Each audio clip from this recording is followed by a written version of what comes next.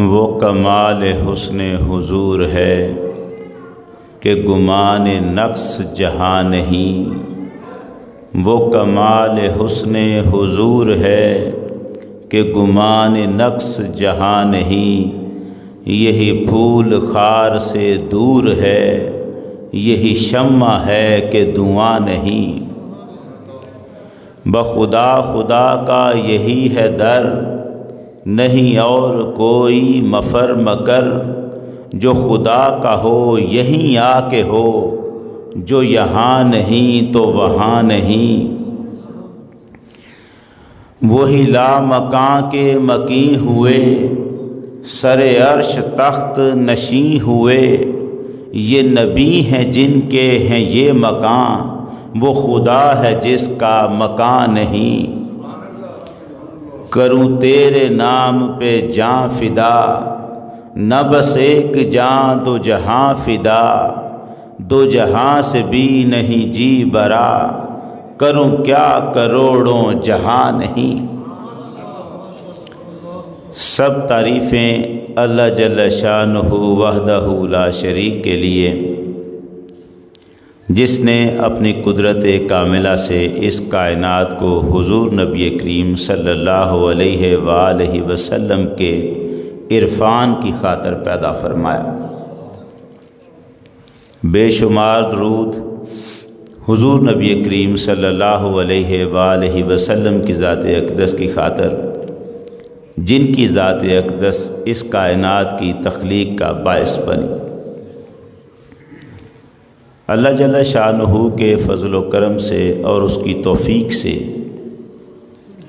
قرآن مجید کی تفسیر کا جو سلسلہ ہمارا چل رہا ہے، ہم سورۃ البقرہ کی پہلی آیات کی تلاوت کر رہے ہیں۔ سورۃ البقرہ کی ابتدائی 5 آیتیں وہ ابھی ہمارے زیر مطالعہ ہیں۔ ان 5 آیتوں میں اللہ جل شانہ نے پہلی آیت میں تو اس بات کا اعلان فرمایا کہ قرآن مجید وہ کتاب ہے جس میں کسی قسم کا شک نہیں ہے، اس میں ہر حرف سچ ہے، بے شک ہے، حق ہے۔ یہ اللہ کی کتاب ہے، اس میں بھی کوئی شک نہیں ہے۔ پھر پروردگار عالم نے ارشاد فرمایا کہ جو لوگ اللہ کی ناراضگی سے بچنا چاہتے ہیں، اللہ کا ڈر جن کے پاس ہے، یہ قرآن ان کو ہدایت دیتا ہے۔ وہ لوگ جن کو قرآن مجید ہدایت دیتا ہے، اب قرآن ان کی حالت بیان فرماتا ہے کہ وہ کیسے ہو جاتے ہیں۔ جب وہ قرآن کی ہدایت سے ہدایت یاب ہوتے ہیں، قرآن کی ہدایت میں رنگے جاتے ہیں، تو ان پر یہ رنگ چڑھتا ہے کہ سب سے پہلی بات یہ کہ وہ اس بات کا فیصلہ کر لیتے ہیں کہ ہم نے کسی بھی بات کو ماننے کے لیے عقل اور نظر اور دلیل یہ بعد میں دیکھنی ہے، پہلے محمد عربی کا فرمان دیکھنا ہے۔ حضور صلی اللہ علیہ وآلہ وسلم جو فرما دیں، ہماری عقل میں آئے یا نہ آئے وہ حق ہے، ہم اس پر ایمان رکھتے ہیں۔ گویا قرآن کی ہدایت کا پہلا رنگ ہی یہ چڑھتا ہے کہ بندہ محمد عربی کا غلام بن جاتا ہے، وہ حضور کا گدا بن جاتا ہے اور سرکار کے فرمان کو اس پر لبیک کہتا ہے، ایمان رکھتا ہے۔ پھر قرآن یہ کہتا ہے کہ جن لوگوں کو یہ قرآن ہدایت دیتا ہے، ان پر دوسرا رنگ یہ چڑھتا ہے کہ وہ اللہ کا اتنا ڈر ان کے اندر پیدا ہو جاتا ہے کہ باقی معاملات ایک طرف رہ جاتے ہیں، پہلے وہ اللہ کی نماز کی طرف آ جاتے ہیں۔ باقاعدگی سے آداب کے ساتھ اور ہمیشہ وہ نماز اللہ کی قائم کرتے ہیں۔ جو لوگ نماز قائم کر رہے ہوتے ہیں، گویا یہی وہ لوگ ہیں جن کو قرآن نے اپنی ہدایت سے رنگا ہے۔ پھر پروردگار عالم فرماتا ہے کہ جن کو قرآن ہدایت دیتا ہے وہ لوگ رزق کو اللہ کی عطا سمجھتے ہیں اور اس کو اللہ کی عطا سمجھ کر پھر اس رزق کو اس کے بندوں پر خرچ کرتے ہیں، اس کے راستے میں خرچ کرتے ہیں، اس کی مرضی سے خرچ کرتے ہیں۔ جہاں اللہ منع فرما دے وہاں وہ اللہ کا دیا ہوا رزق خرچ نہیں کرتے، جہاں اللہ حکم دیتا ہے وہاں رزق خرچ کرنے سے وہ پیچھے نہیں ہٹتے۔ پروردگار فرماتا ہے کہ جن لوگوں کو قرآن ہدایت دیتا ہے ان کی پھر یہ صفت بن جاتی ہے کہ محمد عربی پر نازل ہونے والی یہ کتاب قرآن، اس کے ہر حرف پر وہ ایمان کامل رکھتے ہیں، اور وہ ان کتابوں کو بھی مانتے ہیں جو محمد عربی صلی اللہ علیہ وسلم سے پہلے سابقہ انبیاء پر نازل ہوئیں۔ وہ یہ ایمان رکھتے ہیں کہ اللہ نے حضور سے پہلے بھی کتابیں نازل فرمائی تھیں، اگرچہ کہ وہ کتابیں اب اپنی اصلی حالت میں موجود نہیں رہی۔ اس کے بعد جو اگلی صفت قرآن بیان کرتا ہے، یہاں تک تو وہ مضمون ہے جو ہم نے پہلے ملاحظہ کر چکے۔ اب قرآن مجید ہدایت یاب جو لوگ ہیں، جن کو قرآن ہدایت دے رہا ہے، جن کو ہدایت سے مستفیض اور فیضیاب کیا جا رہا ہے، ان کے بارے میں پروردگار عالم ارشاد فرماتا ہے، اعوذ باللہ من الشیطان الرجیم، بسم اللہ الرحمن الرحیم، والذین یؤمنون بما انزل الیک وما انزل من قبلک وبالآخرۃ ھم یوقنون۔ وہ لوگ جو ایمان لاتے ہیں اس پر جو اے پیغمبر اکرم صلی اللہ علیہ وسلم آپ کی طرف نازل کیا گیا، اور اس پر بھی ایمان لاتے ہیں جو آپ سے پہلے نازل کیا گیا، وَبِالْآخِرَةِ هُمْ يُوقِنُونَ، اور وہ آخرت پر یقین رکھتے ہیں۔ یہ ہے وہ بنیادی نقطہ جس پر آج ہم اپنی گفتگو کریں گے۔ قرآن مجید جن لوگوں کو ہدایت دیتا ہے ان کی بہت بڑی صفت کے طور پر یہ بات ہے کہ وہ آخرت پر یقین کامل رکھتے ہیں۔ اس آیت مبارکہ میں آخرت کی بات کی، اس سے پہلے جتنی باتیں کی ہیں وہاں صرف ایمان رکھنے کی بات تھی۔ غیب پر ایمان رکھتے ہیں، قرآن پر ایمان رکھتے ہیں، پچھلی کتابوں پر ایمان رکھتے ہیں، وہاں صرف بات ایمان رکھنے کی تھی۔ جب بات آخرت کی آئی تو اب ایمان کی بات نہیں، یقین رکھتے ہیں۔ اب لفظ بدل دیا، وہاں صرف ایمان تھا، یہاں فرمایا وَبِالْآخِرَةِ هُمْ یُوقِنُونَ، وہ آخرت پر یقین رکھتے ہیں۔ اور یقین کہتے ہیں کسی چیز کو ایسے ماننا جیسے کہ تم آنکھوں سے دیکھ رہے ہو۔ ماننا کسی کی خبر کو سن کر مانا جا سکتا ہے، اسے ایمان کہتے ہیں۔ کوئی آ کے بتائے کہ فلاں جگہ آگ لگ گئی ہے، آپ مان لیتے ہیں کہ ہاں بندہ سچا ہے، بات ہوگی، آگ لگ گئی ہوگی، یہ ایمان ہے۔ لیکن اس میں کہیں نہ کہیں ہو سکتا ہے آپ جا کر دیکھیں اور وہاں آپ کو آگ نظر نہ آئے تو آپ یہ سوچیں کہ یہاں تو آگ نہیں لگی تھی، اس نے یہ خبر کیوں دی؟ لیکن یقین اس درجے کا نام ہے کہ جب آپ وہاں جائیں اور آگ نظر نہ آئے تو آپ یہ کہے کہ آگ یہاں لگی ہے، میں اندھا ہو گیا ہوں، نظر نہیں آ رہی۔ یقین اس سے اگلا درجہ ہے۔ ایمان کے بعد ہے اطمینان، اطمینان سے آگے ہے ایقان، یقین کا درجہ، یہ آخری درجہ ہے۔ اللہ کے نبیوں کو سارے درجے حاصل ہوتے ہیں، ہر درجہ ان کے پاس ہوتا ہے، لیکن وہ ان درجوں کو امت کی اصلاح کے لیے بیان فرماتے ہیں۔ ابراہیم علیہ السلام نے جو بات اللہ جل شانہ سے عرض کی ہے وہ آپ اپنے لیے نہیں کر رہے تھے، لوگوں کے لیے۔ آپ نے اللہ سے یہ عرض کیا تھا، رب ارنی کیف تحیی الموتى، پروردگار مجھے دکھا تو مردوں کو کیسے زندہ کرتا ہے، میرے سامنے مردے زندہ ہوں، میں دیکھوں مردہ کیسے زندہ ہو رہا ہے، مردوں کو تو کیسے، وہ عمل، وہ طریقہ، وہ کیفیت، تو مردوں کو کیسے زندہ کرتا ہے۔ تو پروردگار عالم نے فرمایا اولم تؤمن، کیا تجھے اس پر ایمان نہیں کہ میں مردوں کو زندہ کر سکتا ہوں، کرتا ہوں؟ کیا تو اس پر ایمان نہیں رکھتا؟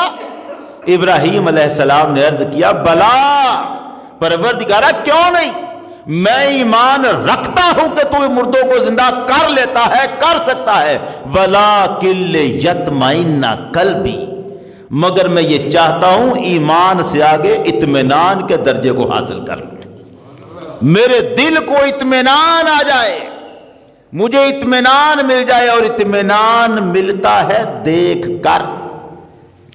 ایمان تو سن کر مل سکتا ہے، اطمینان ملتا ہے دیکھ کر۔ میں یہ چاہتا ہوں مردہ میرے سامنے زندہ ہو تاکہ میرے دل کو اطمینان آئے۔ ابراہیم علیہ السلام یہ اطمینان اپنے لیے نہیں مانگ رہے تھے، پوری امت کے لیے مانگ رہے تھے۔ امت کے ذہنوں میں اگر کہیں وسوسہ آ جائے تو پروردگارا میں نبی ہوں، گواہ بن کے کھڑا ہو جاؤں کہ میں نے دیکھا ہے، میں نے مردوں کو زندہ کرتے ہوئے، زندہ ہوتے ہوئے دیکھا ہے۔ ابھی حضرت عیسیٰ علیہ السلام کا زمانہ نہیں آیا تھا، اس سے پیچھے مردے زندہ ہونے والا معاملہ ابھی نہیں چلا تھا، وہاں ابراہیم علیہ السلام۔ مگر بات کیا ہے کہ پروردگارہ ایمان ہے، میں چاہتا ہوں دل کو اطمینان آ جائے۔ تو اطمینان ایمان سے اگلا درجہ ہے، اور ایک درجہ ہے جسے ہم ایقان کہتے ہیں، یقین کہتے ہیں۔ یہ ایسے ہے کہ کسی خبر کو یوں ماننا کہ گویا آپ اسے آنکھوں سے دیکھ رہے ہیں، اتنا پکا یقین ہو۔ اب آخرت وہ چیز ہے جسے ہم نے آنکھ سے دیکھا ہی نہیں، اور پروردگار ہمیں کہہ رہا ہے کہ اس پر ایمان نہیں رکھنا، یقین رکھنا۔ یہ عجب مرحلہ ہے۔ ایمان نچلا درجہ تھا، غیب پر ایمان ہے، جنت دوزخ فرشتے نہیں دیکھے مگر ایمان ہے۔ جس کا نام رب آخرت رکھتا ہے اس پر وہ ایمان کو کافی نہیں سمجھتا، فرماتا ہے اس پر یقین رکھنا ہے۔ ایمان دل کے اندر گڑ چکا ہو اور تمہیں ایسا یقین ہو آخرت کا، پروردگارہ کیسے یقین ہو، ہم نے آخرت کو دیکھا نہیں۔ فرمایا روز جنازے اٹھتے نہیں دیکھ رہے تم، روز ہاتھوں سے مردوں کو قبروں میں دفن نہیں کرتے تم، یہ سارے کہاں جا رہے ہیں؟ یہ وہی آخرت کا سفر ہے جس کی پہلی منزل کی طرف یہ جا رہے ہیں۔ یہ جو موت تمہارے سامنے ہو رہی ہے یہ میرے ہی تو حکم سے ہو رہی، یہ سب لوگوں کو اپنی اسی آخرت کی طرف تو بلا رہا، تمہیں بتا رہا ہوں فلولا ان کنتم غیر مدینین، اگر تم اپنی مرضی کے مالک و مختار ہو، اگر تم کسی اور ذات کے حکم کے تابع نہیں ہو، ترجعونہا ان کنتم صادقین، تو یہ جو روح نکل رہی ہوتی ہے اور نکلتے نکلتے حلق تک آ جاتی ہے، تم دیکھ رہے ہوتے ہو بندہ تمہارے سامنے دم توڑ رہا ہوتا ہے، اس کی روح کو واپس اس کے جسم میں پلٹا کیوں نہیں لیتے تم؟ اگر ایسے ہی سچے ہو کہ ہم کسی ذات کے حکم کے تابع نہیں ہیں، ہم اپنی مرضی کے مالک و مختار ہیں، تم پر کسی ذات کا حکم نہیں چلتا، تو پھر مرنے والوں کو بچا کے دکھاؤ ذرا، تمہاری آنکھوں کے سامنے تمہاری ساری ترقیاں صفر ہو جائیں گی، تمہارے سارے علاج بیکار ہو جائیں گے۔ جب میرا حکم آ پہنچے گا تو پھر تم اس مرنے والے کو بچا نہیں سکتے۔ یہ کدھر جا رہا ہے؟ یہ آخرت کی طرف جا رہا ہے، جسے ہم قبر کہتے ہیں، یہ آخرت کی پہلی منزل ہے۔ آخرت جس چیز کا نام ہے جس کی طرف ہم نے جانا ہے تو قبر بھی ڈاڈی۔ ہم نے تذکرے سنے ہیں لیکن یہ اس وقت پتہ چلتا ہے جب مرنے والا بعد میں آ کے بتائے نا کہ کیا بیتتی ہے وہاں پر، پھر پتہ چلتا ہے کہ قبر کس چیز کا نام ہے۔ ویسے تو ہم سارے شیر ہیں، ایک رات قبر میں گزارنا، ایک رات قبر میں گزارنا، عام طور پر کچھ کتابیں بھی اس طرح لکھی ہوتی ہیں، قبر کی پہلی رات۔ وہ پہلی رات جو قبر میں گزرتی ہے وہ کس انداز سے گزرتی ہے، وہ پہلا مرحلہ جب فرشتوں نے آ کے سوالات کرنے ہیں، وہ لمحے وہ کیفیتیں کیا ہوں گی، ان کا تو تصور تک بندے کے رونگٹے کھڑے کر دیتا ہے۔ اور یہ قبر میں ایک عرصہ رہنے کے بعد جب اس آخرت اصلی منزل کی طرف اٹھنا ہے، وہ دن عجب دن ہے جسے پروردگار آخرت کا دن کہتا ہے، جس کے لیے وہ کہتا ہے الحمدللہ رب العالمین الرحمن الرحیم مالک یوم الدین۔ فرماتا ہے وہ روز جزا کا مالک ہے۔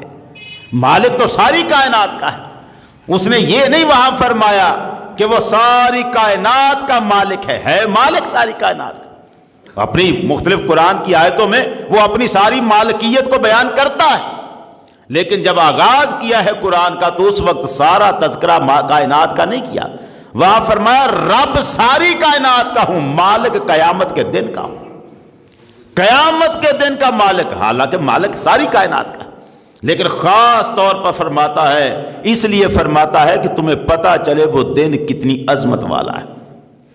وہ جسے آخرت کا دن کہتے ہیں وہ ہلا کے رکھ دینے والی شے ہے، جسے کبھی وہ راجفہ کہتا ہے، کبھی وہ رادفہ کہتا ہے، کبھی وہ القاریہ کہتا ہے، وہ دن ہے جو ہر چیز کو ہلا کے رکھ دینے والا ہے۔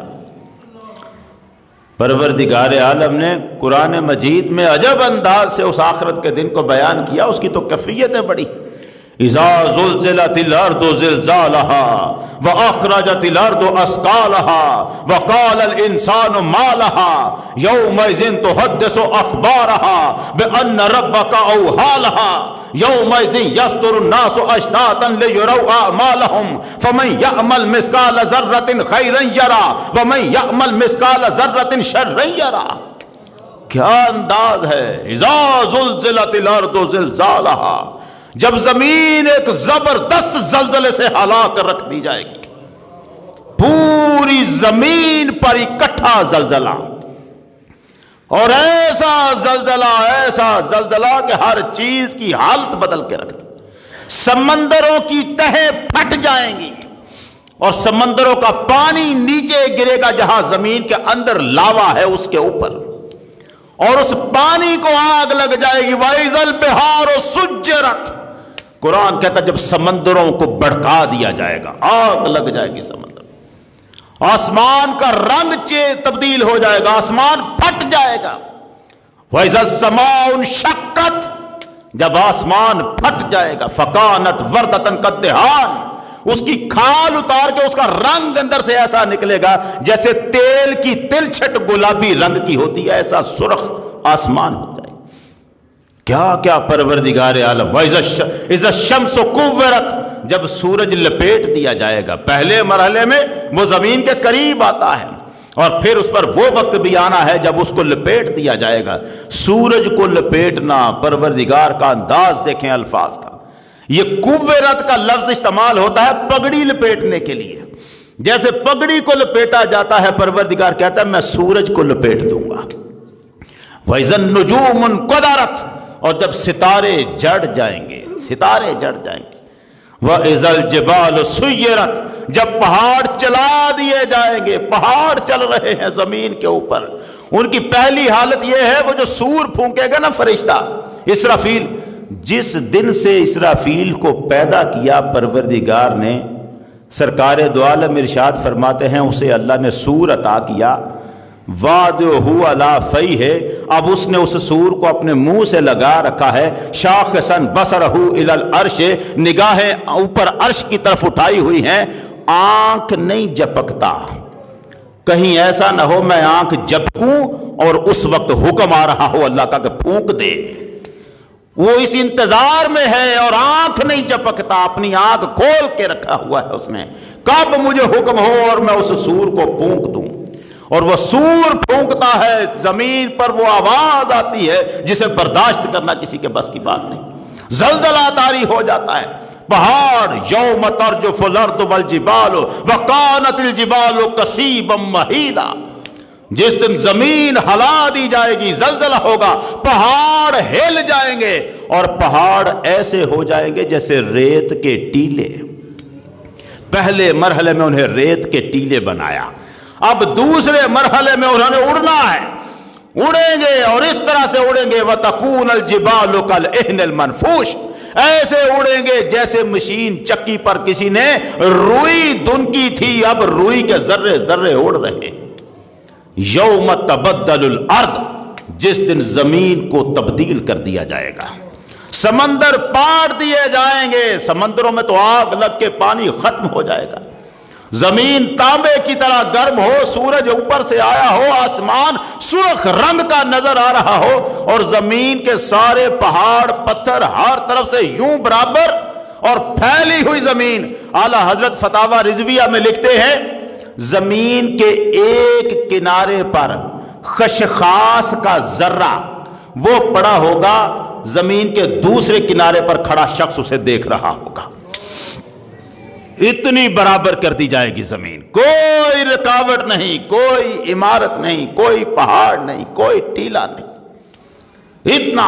اور سورج اپنی پوری آب و تاب کے ساتھ آئے گا، ایسا ہولناک منظر، یوم یجعل الولدان شیبا، چھوٹا بچہ اس منظر کو دیکھ کر بوڑھا ہو جائے گا۔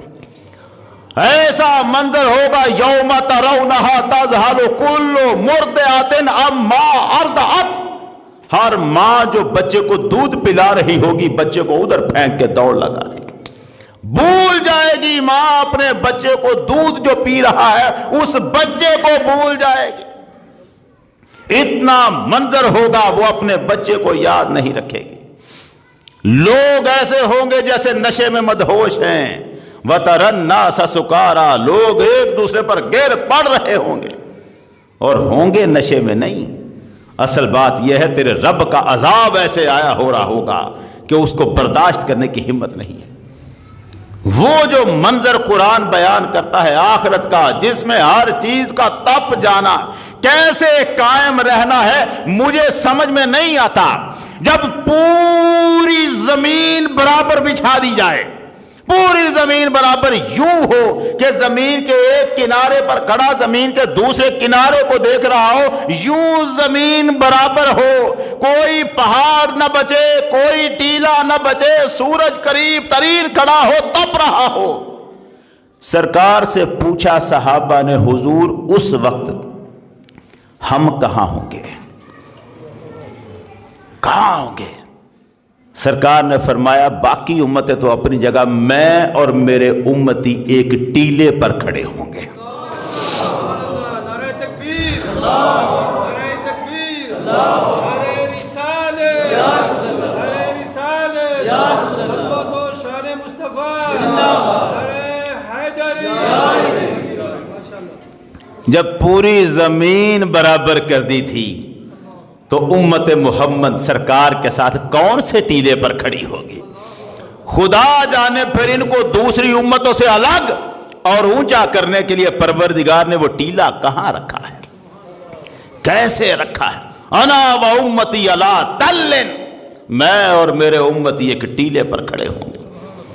کمال الگ ہے، وہ مقام جہاں دھوپ کی تپش ہے، کمال ستارے جڑ رہے ہیں، گر رہے ہیں، تباہ و برباد ہر چیز ہو رہی ہے، دنیا مر رہی ہے۔ وہ آخرت کا دن جس دن کوئی چھاؤں نہیں ہے، پروردگار فرماتا ہے جو میری خاطر ایک دوسرے سے محبت رکھیں گے اس دن میرے عرش کے سائے کے نیچے ہوں گے، سوائے اس سائے کے اس دن اور کوئی سایہ نہیں ہے۔ یوم لا ظل الا ظلہ، اس کے سائے کے سوا اور کوئی سایہ نہیں ہے، صرف اسی کا سایہ ہے وہ دن۔ اور فرمایا حدیث میں سرکار دو عالم سے بات کرتے ہوئے، محمد وہ جو دن ہوگا نا، حتی ظل عرشی علی رأسک ممدود، میرے عرش کا سایہ پھیلا ہوا ہوگا وہاں جہاں تو کھڑا ہوگا۔ اب اس کا مطلب ہے وہی میرے عرش کے سائے کے نیچے ہوگا جو تیرے دامن سے لپٹا ہوگا، جو جو حضور کے قرب میں ہوگا وہ عرش کے سائے میں ہوگا، اور جو جو حضور کے قرب سے دور ہوگا وہ عرش کے سائے سے دور ہوگا۔ یہ آخرت، رب فرماتا ہے اس آخرت پر ایمان رکھنا، یقین رکھنا ہے۔ یہ عقیدہ جو آخرت کا ہے نا، یہ اصل میں یہی ساری نیکیوں کی بنیاد ہوتا ہے، اور مصیبت یہ بنی ہے کہ ہم اسی عقیدے سے ہٹ رہے ہیں۔ آخرت کا یہ جو تصور اور عقیدہ ہے، یہ جتنا کمزور ہوتا جائے بندہ اتنا بے عملی کی طرف چلتا چلا جاتا ہے۔ اور جن لوگوں کو آخرت پر یقین آ جاتا ہے ان کی تو حالتیں بدل جاتی ہیں، ان کی کیفیتیں بدل جاتی ہیں۔ حضور صلی اللہ علیہ وسلم کے صحابہ تو الگ مرحلہ رہا نا کہ ان کے معاملات کیا تھے۔ صحابہ کے بعد تابعین کا دور آتا ہے۔ تابعین میں ایک بزرگ گزرے، بزرگ میں اپنے اعتبار سے کہہ رہا ہوں، اس اعتبار سے وہ ایک جوان شخص تھا، نام تھا اس کا ربی۔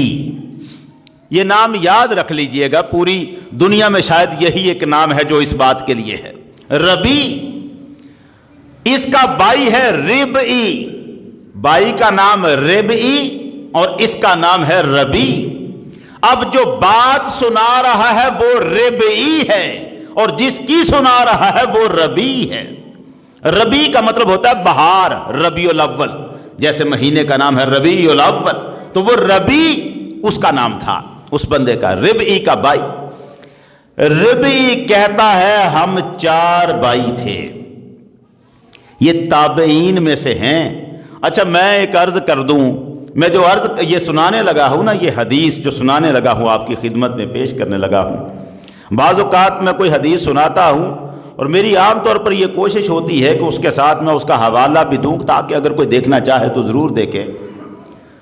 کچھ لوگ یہ سوال کرتے ہیں کہ یہ حدیث آپ نے سنا دی، ہم نے تو کہیں پہلے نہیں سنی۔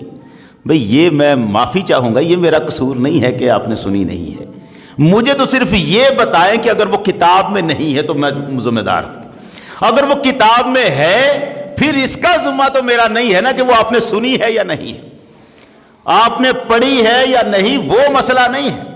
مسئلہ یہ ہے کہ جس کتاب کا میں نام لے رہا ہوں اس میں نہیں نظر آتی، یا آپ کو سمجھ آتا ہے کہ کتاب میں جو لکھی ہے ساتھ تشریح میں کہیں اس کو من گھڑت قرار دیا گیا ہے، تب بھی میں مجرم ہوں۔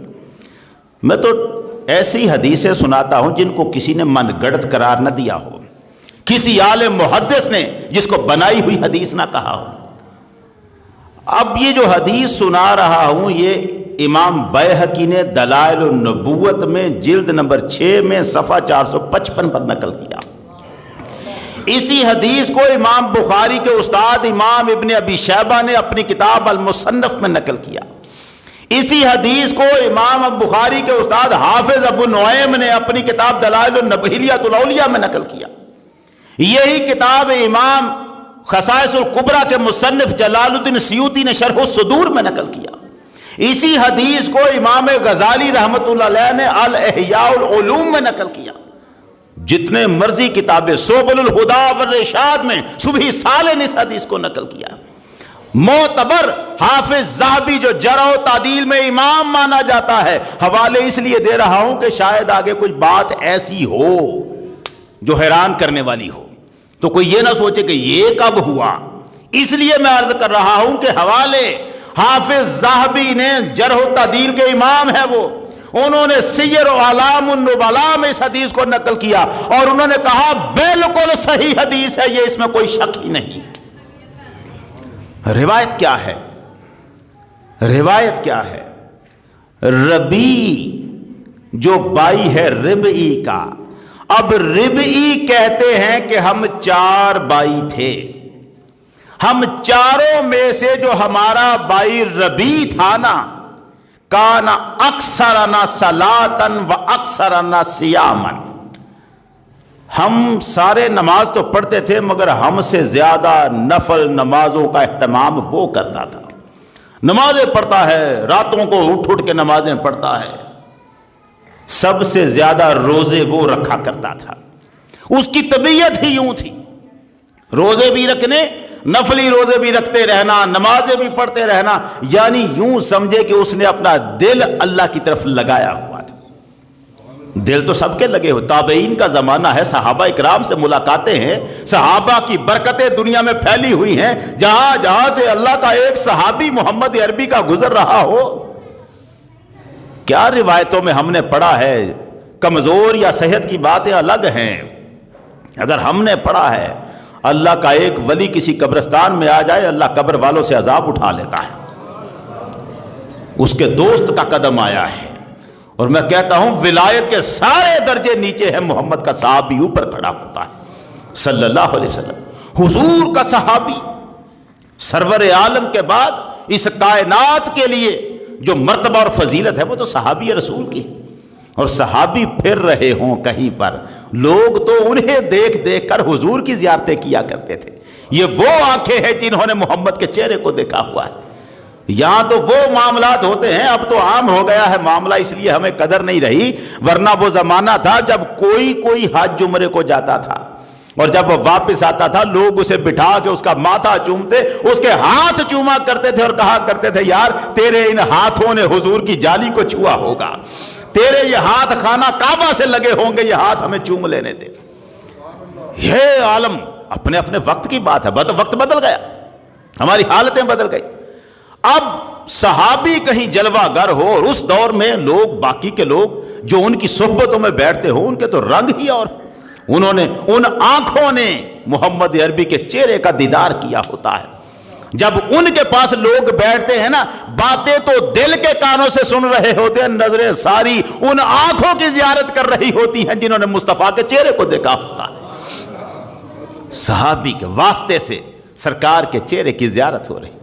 خود صحابہ کی اپنی کیفیت تھی، جب کبھی اداس ہو جاتے تھے، پریشان ہوتے تھے، حضور کے بعد حضرت ام سلمہ رضی اللہ تعالیٰ عنہ کے پاس جایا کرتے تھے، حاضر ہو کے کہا کرتے تھے ام المومنین بڑا دل اداس ہے، حضور کی زیارت کی مدت گزر گئی، دل تڑپ رہا ہے، ہم حضور کی زیارت کرنا چاہتے ہیں.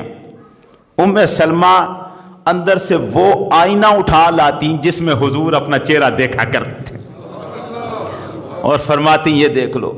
روایت کا مطلب کیا ہے مجھے نہیں پتا، مگر روایت یہ کہتی ہے صحابی جب اس آئینے کو دیکھتے تھے تو اس آئینے میں سے انہیں محمد کا چہرہ نظر آیا کرتا تھا. اب اسے تصور کہیں آپ یا حقیقت کہیں، لفظ یہی ہیں. وہ آئینے میں دیکھتے تھے مصطفیٰ کا چہرہ نظر آتا تھا، مطلب یہی ہوگا کہ حضور یاد آ جاتے تھے.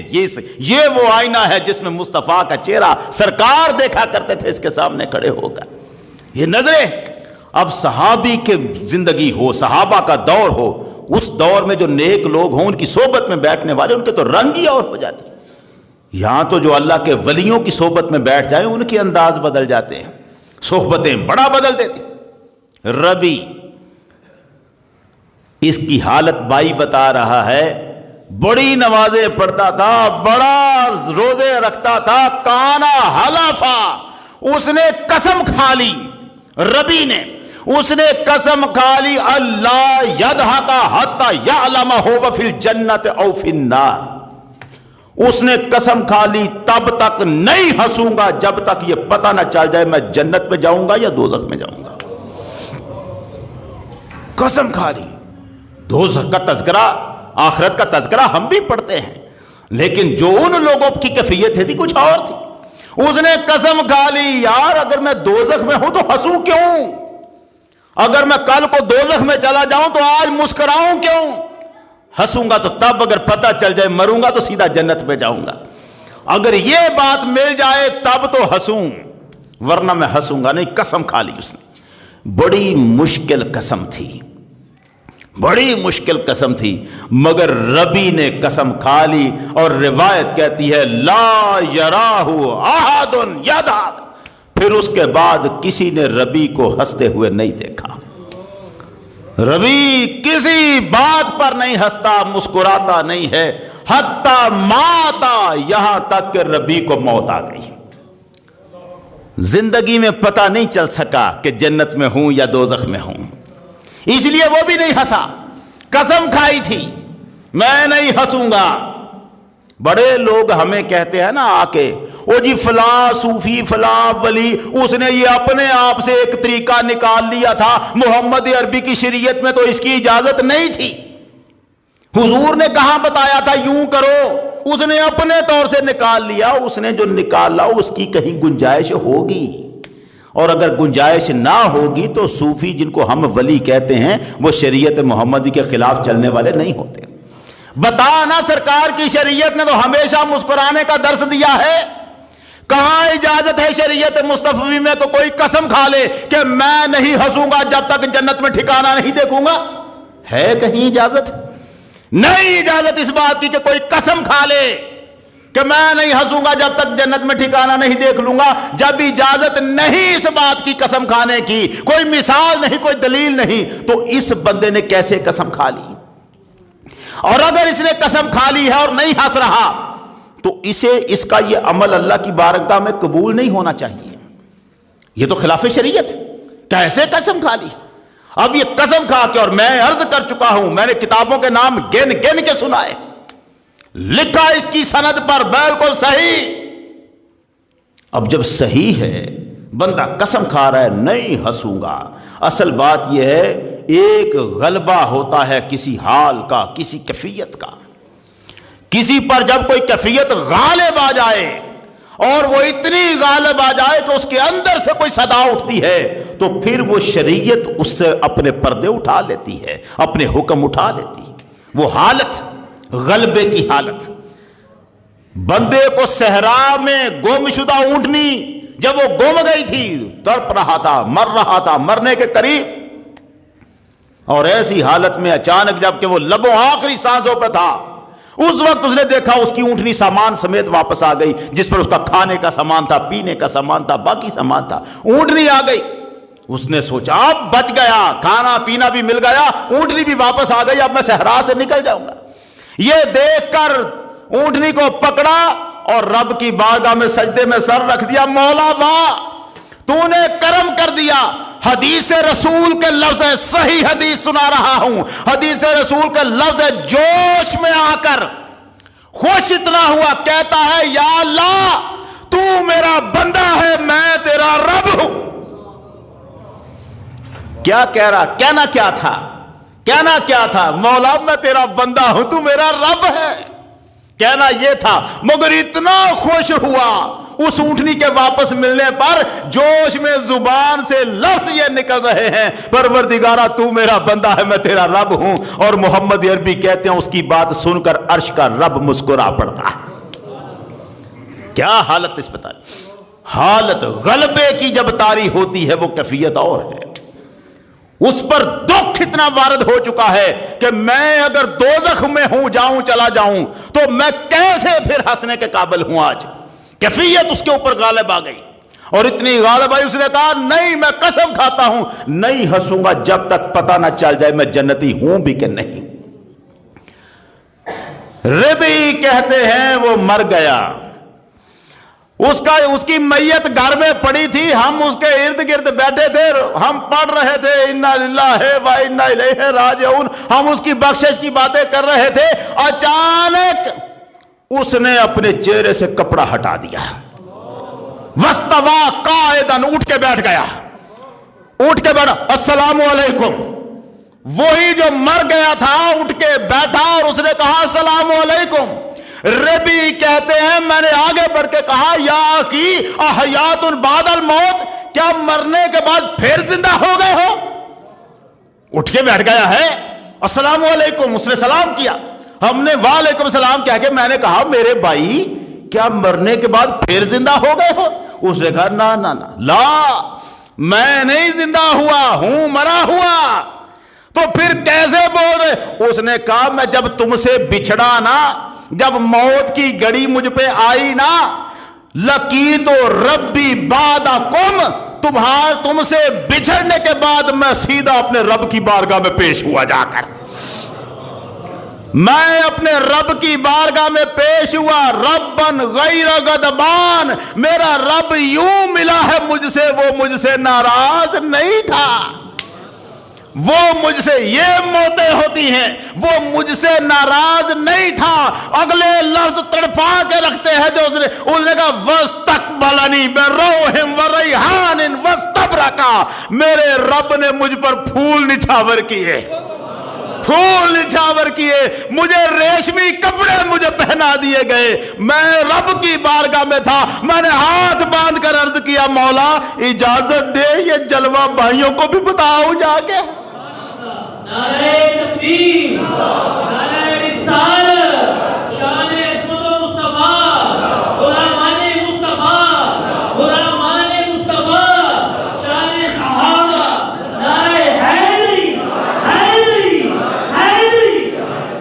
میں بتانے آیا ہوں یار میرا رب بڑا کریم ہے. اور جتنا تم لوگ ڈرا کرتے تھے نا اس نے تو بڑی کریمی فرمائی. میرا یوں پھول پھینک کر, مجھے تو یہ لفظ جو ہے نا وَاسْتَقْبَلَنِي بِرَوْحٍ وَرَيْحَانٍ وَاسْتَبْرَقٍ, اس نے مجھے ریشمی کپڑے پہنائے, پھول مجھ پر نچھاور کیے ہیں میرے رب نے. میں نے کہا پروردگار اجازت دے میں اپنے بھائیوں کو بتا کے آؤں کہ تو کتنا کریم ہے, تو کیسے کرم کرتا ہے. میں آپ کو بتانے آیا ہوں مرا ہوا, میں بتانے آیا ہوں. اچھا اگلی بات تمہیں کہوں, وہ کہہ رہا ہے ربی اٹھ کے بیٹھا ہوا, کہنے لگا اگلی بات بھی سنو, ذرا مجھے جلدی جلدی دفن کرو. اجلو بی ولا تؤخرونی, مجھے جلدی سے دفن کرو, دیر نہ کرو. انا ابا القاسم ينتظر الصلاۃ علیہ, محمد عربی میرا انتظار کر رہے ہیں.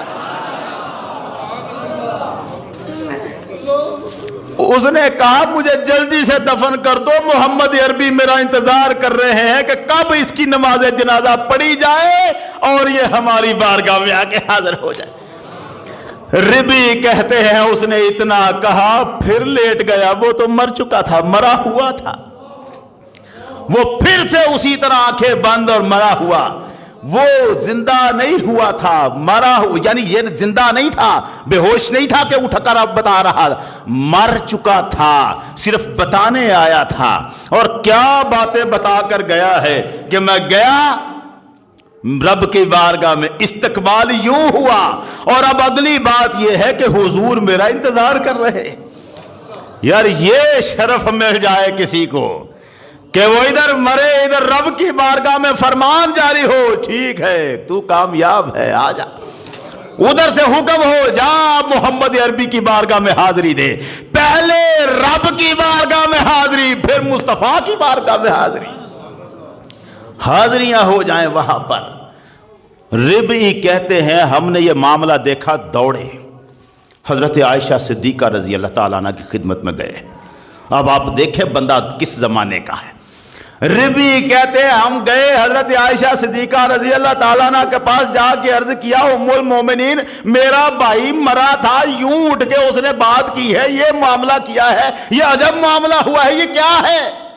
حضرت عائشہ صدیقہ فرمانے لگی میں نے سنا تھا مصطفیٰ کریم نے فرمایا تھا, سمیت رسول اللہ صلی اللہ علیہ وسلم یقول, میں نے سنا تھا حضور نے فرمایا تھا یتکلم رجل من امتی, میری امت کا ایک بندہ مرنے کے بعد بولے گا. سرکار نے فرمایا تھا میرا ایک امتی مرنے کے بعد بولے گا. یہ جو تمہارا بھائی ہے یہ وہی بندہ ہے جسے محمد عربی فرما گئے تھے, یہ وہی بول رہا ہے.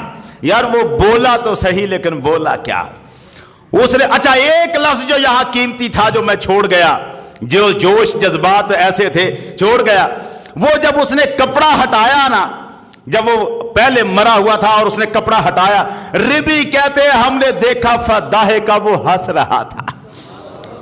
جب بولنے سے پہلے اٹھ کے بیٹھنے سے پہلے وہ ہنس رہا تھا, جس نے زندگی میں قسم کھائی تھی تب تک نہیں ہنسوں گا جب تک جنتی ہونے کا یقین نہیں ہوگا. اب جب رب سے مل کے آیا ہے تو ہنس رہا ہے, ہنس رہا ہے, مسکرا رہا ہے. وہ لوگ جو آخرت پر یقین رکھتے ہیں پھر ان کے اعمال ان کے عقیدے اسی آخرت کے مطابق مضبوط بن جاتے ہیں.